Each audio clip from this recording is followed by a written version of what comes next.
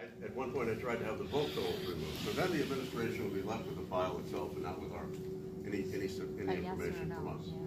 But they disagreed with that my proposal. I think the Senate approved it, but so they do get the vote totals, but not the numbers, not the ranking. Interesting. So if ever a letter said something about, due to budget constraints, we're not, come see me. Interesting. Yes? Under what conditions would the P&T committee recommend somebody go up for tenure early?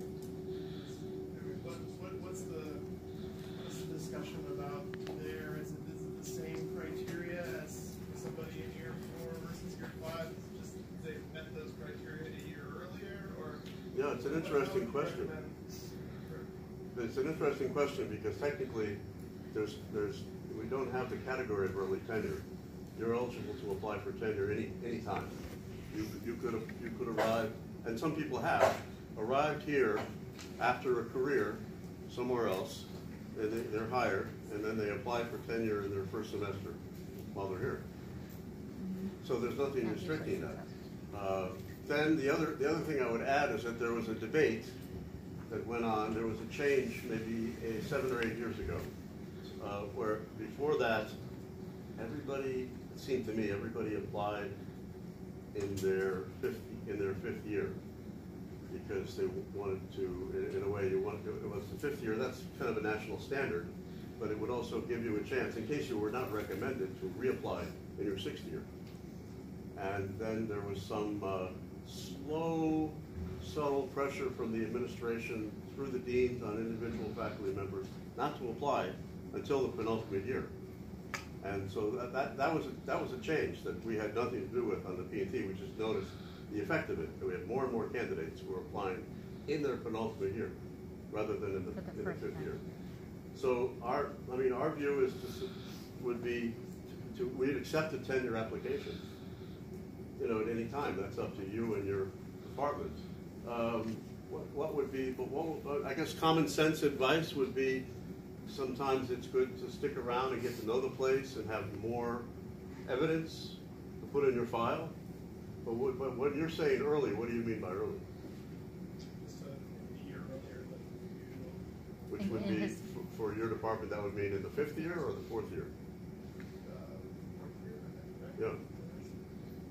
So, as I say, most people used to apply in the 5th year. So when you say stick around to get to know the place, does that mean primarily in terms of service on university and departmental committees? I mean, research isn't necessarily sticking around and getting to know the place. When you say that, what do you? Oh, in terms of having, well, that's kind of a general statement, but I guess I would mean something like you have more time for service, which is one of the evaluative categories. And also more time for teaching, so you have more evidence of excellence in teaching. But that's just common sense. It's not a requirement, right?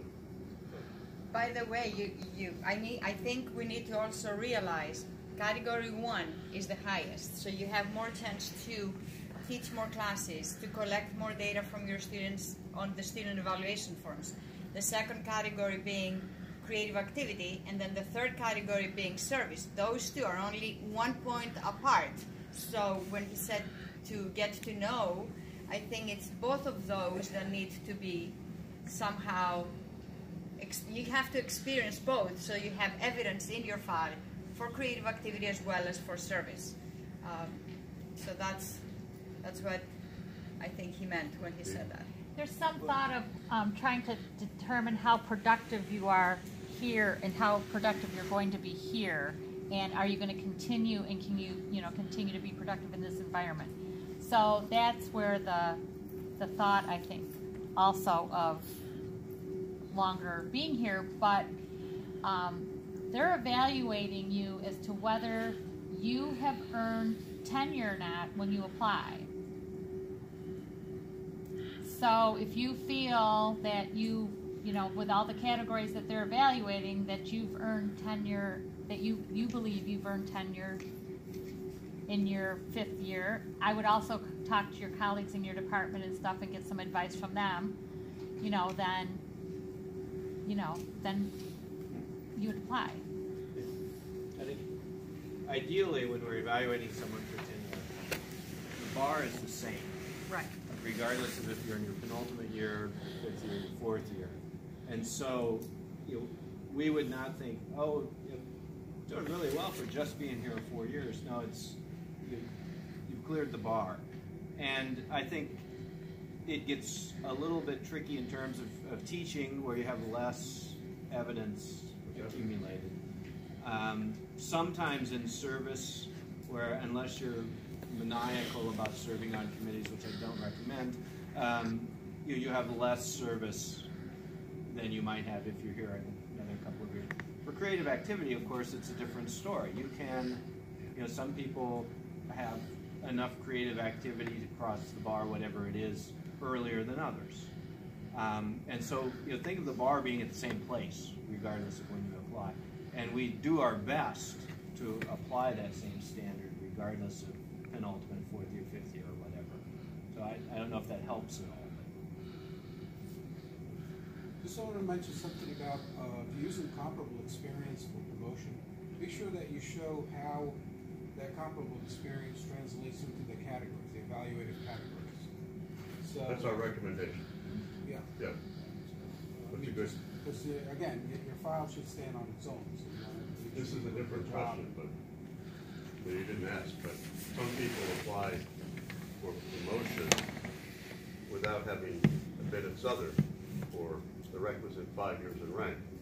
They say we had, and if you were teaching somewhere else, that's not controversial. You just had that as a year in rank. But let's say you were working in a corporation for 3 years, and then you say, well, you decide that 3 years in the corporation is equivalent to 3 years in rank at Southern Connecticut State University.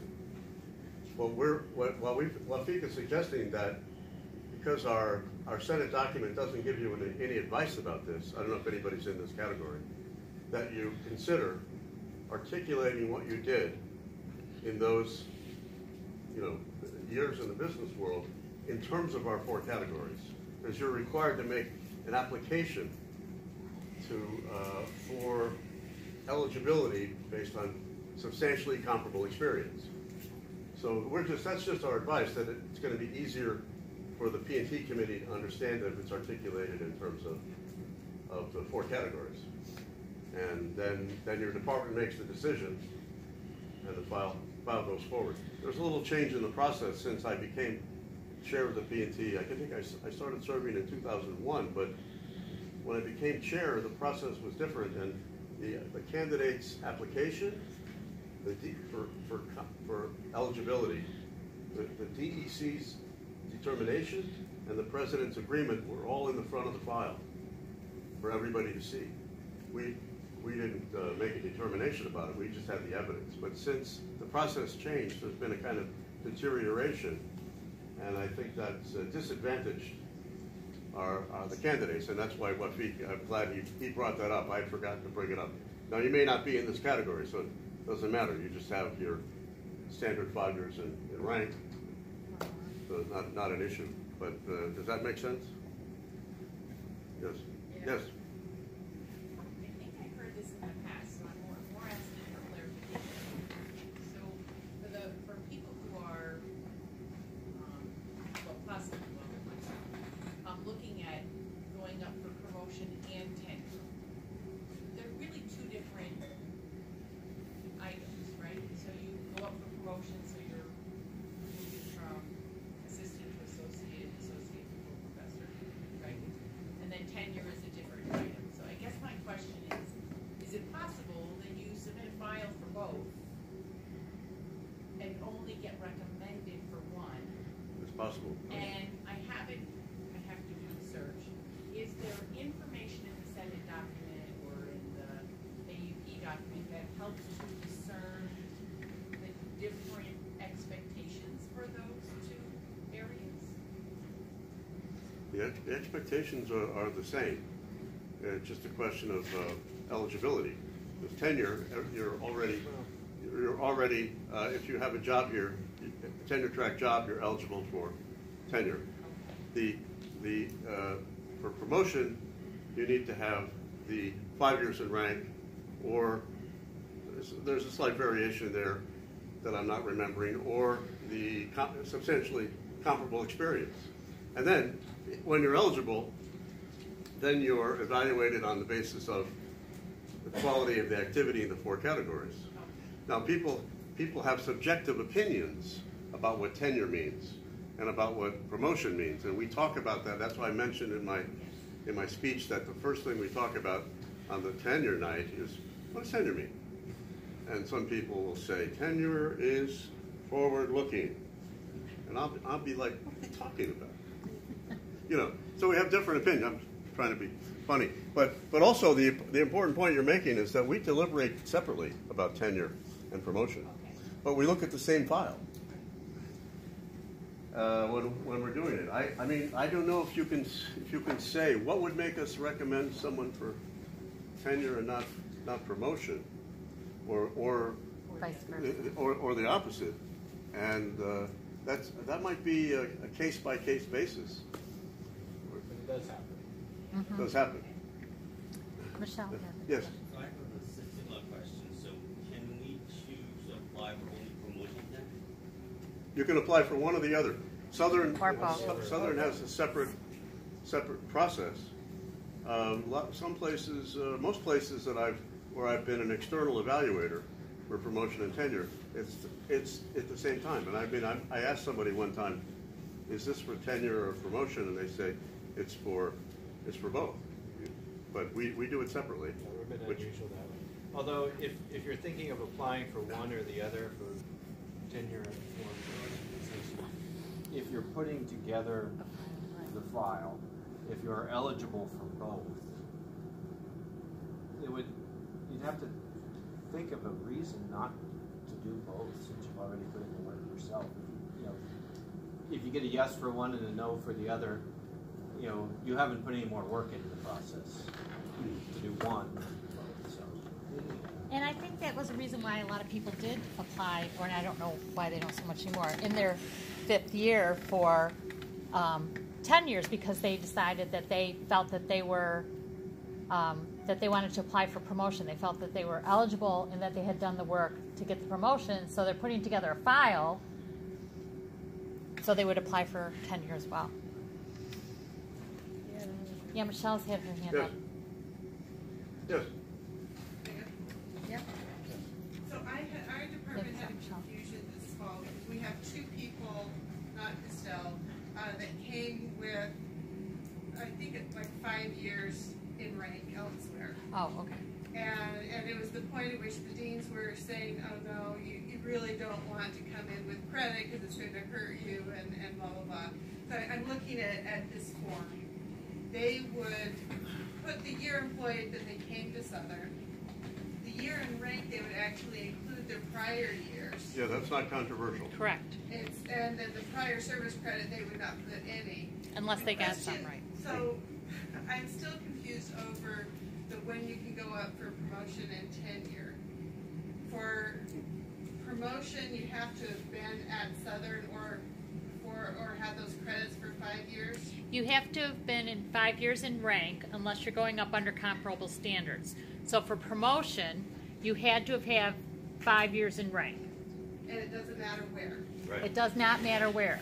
And tenure? Tenure, you're eligible to go up at any time. Your penultimate year is in your 6th year.